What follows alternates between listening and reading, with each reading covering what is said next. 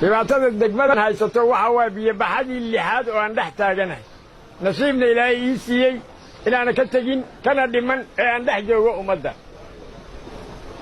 biyahan sidoodaba waxa ka faa'iidaysto dad yar oo dan doora leh ayaa ka faa'iidaysta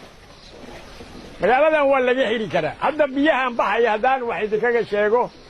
ummadda soomaaliyeed oo muuqaalkayga iyo magacayga taqaano haddaan wax yar u faahfaahiyo waxa weeye axadda maanta axaddeedii kale ayaa roob u dambaysay biyahan midda labaad dabayl lama socoto oo overwin ma aha biyahan buuraha magaalada dhinacyadeeda bariga jiro ama galbeedkeeda jiro biyo ay soo rogeenna ma aha webiga hadda wuxuu bannaanaay 75 sentimitir ayuu wuxuu lahay jaw cirifyo ah waxaa jira meelo laga xidhay markii ugu horraysay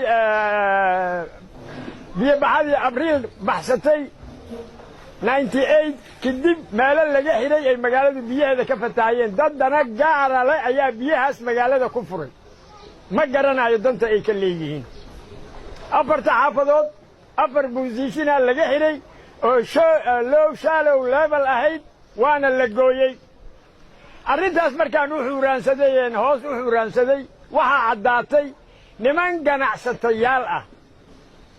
niman ganacsato ah oo deeqaha ummaddaas la siiya ka faa'iidaysato inay biyahaas ciyaal u direen masaakiin ah waxaa laga jaray meesha la yidhaahdo buulaxaabley waa laga jaray buulaxaabley maa inay xaawataako waa laga jaray agaraar iyo beerta liyaa bundaweyn waa laga jaray kabxanka abagado waa laga jaray kabxanka abadagaal waa laga jaray magaaladana guubiga ayaa ka korreey magaaladaa hoosayso biyahaas aad arkaysaan lama socoto dabayl lamana socdo roob da'ayo waa dad dan gaara leh